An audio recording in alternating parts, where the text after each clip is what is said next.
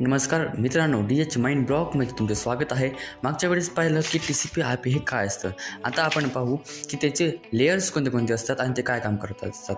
त्यांचे 4 लेयर पडतात: application layer, transport, network आणि नेटवर्क ॲक्सेस लेयर. पहिला आपण बघू नेटवर्क ॲक्सेस लेयर काय काम करत असतो.